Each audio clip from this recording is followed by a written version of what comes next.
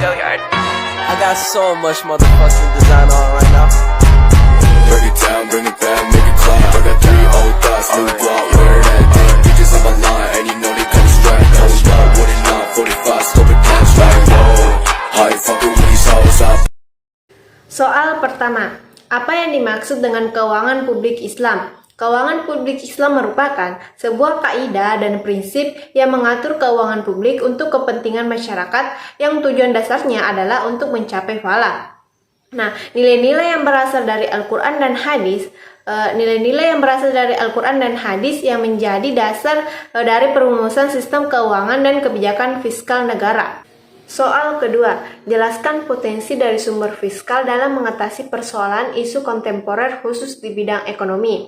Adapun dari sumber fiskal dalam mengatasi persoalan kontemporer diantaranya itu yang pertama sukuk. Secara etimologi, sukuk berasal dari kata sak yang berarti dokumen atau sertifikat. Sukuk merupakan istilah bahasa Arab dan merupakan bentuk jamak sak adalah buku yang digunakan untuk mencatat transaksi dan laporan kejadian. Secara terminologi, sukuk merupakan surat berharga jangka panjang yang berdasarkan prinsip syariah. Yang kedua itu wakaf. Pengertian secara umum, wakaf adalah menahan harta yang bisa dimanfaatkan di jalan yang diperbolehkan atau menahan benda yang tidak mudah rusak untuk dimanfaatkan sebagai kepentingan umat sesuai ketentuan syara. Yang ketiga itu pengolahan dana haji. Di dalam Undang-Undang Nomor 34 Tahun 2014 tentang pengolahan keuangan haji, dijelaskan bahwa akumulasi jumlah dana haji memiliki potensi untuk ditingkatkan nilainya, memanfaatkannya yang dapat digunakan untuk mendukung penyelenggaraan ibadah haji yang berkualitas. Soal ketiga, jelaskan peran Baitul Mal dalam kebijakan keuangan publik Islam. Peran dan fungsi lembaga Baitul Mal ialah sebagai bendahara negara 4 secara panjang dan lebar. Fungsi Baitul Mal pada hakikatnya mengelola keuangan negara menggunakan akumulasi dana yang berasal dari pos-pos penerimaan seperti zakat, haraj, jizyah, kum, fai, dan lain-lain sebagainya. Nah, pemanfaatannya adalah untuk melaksanakan program-program pembangunan ekonomi, sosial, pertahanan, keamanan, penyebaran, fikrah Islam melalui diplomasi luar negeri, dan semua program pembangunan yang menjadi kebutuhan negara. Soal keempat, sebutkan dan jelaskan sumber pemasukan negara dalam perspektif Islam, yaitu yang pertama ada fai. Fai diambil dari kata fa yang artinya kembali. Secara syar'i, fai adalah apa saja yang diambil dari orang-orang kafir tanpa peperangan, seperti harta yang mereka tinggalkan karena takut terhadap kaum muslimin, jizyah, pajak, dan harta yang ditinggalkan oleh ahli zimah yang meninggal dan tidak mempunyai ahli waris. Yang kedua itu ada ganimah. Ganimah adalah kata yang berasal dari bahasa Arab, sementara itu yang dimaksud dengan ganimah adalah harta yang didapatkan dari musuh Islam dengan cara berperang. Yang keempat itu ada haraj. Haraj secara sederhana dapat diartikan sebagai pajak tanah. Pajak tanah ini dibebankan atas tanah non-muslim dan dalam hal-hal tersebut dapat dibebankan juga kepada umat Islam. Yang kelima itu ada jizyah. Jizyah adalah hak yang Allah berikan kepada kaum muslim dari orang-orang kafir sebagai tanda bahwa mereka tunduk kepada Islam. Oleh karena itu, apabila ada orang-orang yang kafir memberikan jizyahnya, maka wajib bagi kaum muslim untuk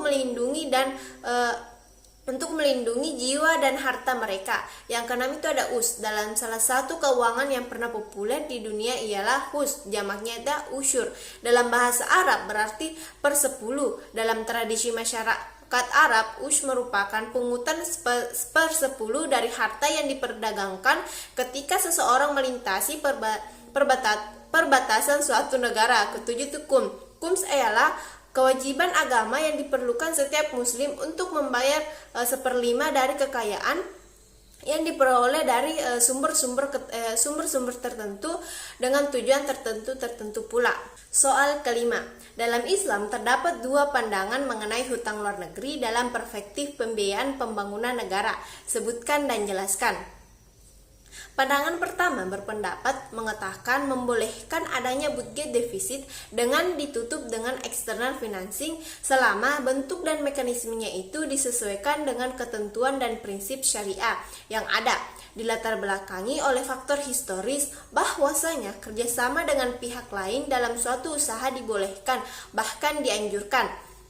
Dalam hal ini, akad atau kerjasama yang dapat dipergunakan ialah mudharabah, musyarakah, murabahah, dan lain-lain. Dapat dikembangkan sebagai bentuk external financing dalam anggaran negara. Bentuk-bentuk tersebut pada prinsipnya bersifat flow creating equity daripada flow creating debit, di mana mulai banyak diimplementasikan oleh lembaga-lembaga keuangan internasional. Seperti contohnya Islamic Development Bank atau IDB telah banyak membiayai proyek di negara-negara Islam dengan menggunakan skema tersebut dibandingkan dengan hutang penyertaan modal dipandang lebih konstruktif, proporsional, dan fair dalam pembiayaannya dikarenakan terdapat pembagian perolehan dan risiko profit loss sharing. Nah, pandangan kedua mengatakan bahwasanya negara tidak dibolehkan menutup budget defisit dengan melakukan hutang luar negeri. Hal ini didasari pada pertimbangan inventif bahwasanya mekanisme pinjaman hutang luar negeri menggunakan sistem bunga, sedangkan dalam Islam dalam bentuk apapun, baik itu konsumsi maupun produksi dan besar maupun kecil secara tegas dilarang. Hal keenam, jelaskan secara singkat mengenai tugas kelompok makalah masing-masing yang telah diberikan mengenai Islam dan isu-isu kontemporer merupakan dua hal yang berbeda.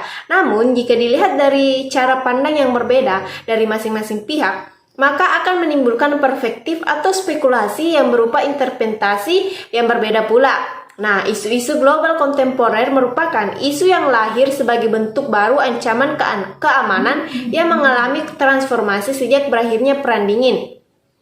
Pemerintah memegang peran dan fungsi yang sangat penting dalam sektor publik sebagai pengelolaan anggaran negara, mengatur serta menggali pendapatan yang potensial dan mengalokasikan pengeluaran secara efektif dan efisien untuk pemerataan pembangunan. Namun masih dalam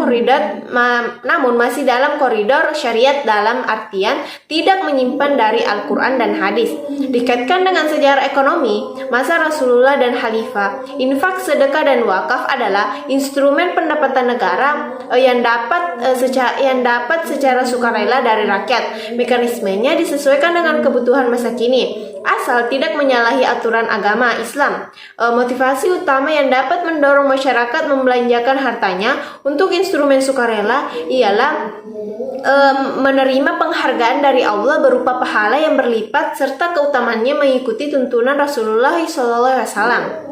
Soal ketujuh, bagaimana pandangan kalian mengenai konsep ekonomi Islam di Indonesia? Nah, dilihat dari pandangan saya mengenai konsep ekonomi Islam di Indonesia, untuk saat ini ekonomi Islam di Indonesia dalam tahun ke tahun semakin berkembang secara bertahap dan akan menjadi ekonomi Islam terbesar di dunia. Mengapa? Hal tersebut terdapat pasar yang sangat besar dan terdapat pula sektor real ekonomi syariah yang sudah berjalan dengan baik sesuai dengan aturan syariah, di mana berdasarkan dalam Al-Quran. Nah, meski Indonesia belum menggunakan sistem ekonomi Islam sebagai sistem perekonomian nasional, tapi upaya memberikan kesadaran kepada masyarakat khususnya pengusaha muslim dan pentingnya memperhatikan ekonomi Islam dalam kehidupan sehari-hari gencar dilakukan, dan juga adanya beberapa faktor yang membuat konsep ekonomi Islam di Indonesia sulit untuk diterapkan khususnya bagi warga muslim itu sendiri, dikarenakan kurangnya pengetahuan mendalam terhadap konsep ekonomi Islam itu sendiri. Dan juga bisa kita lihat bahwasanya negara Indonesia saat ini sudah banyak lembaga-lembaga keuangan yang seperti BSI, Bank Syariah Islam yang dalam kegiatannya, dalam aktivitasnya itu terhindar dari yang namanya riba.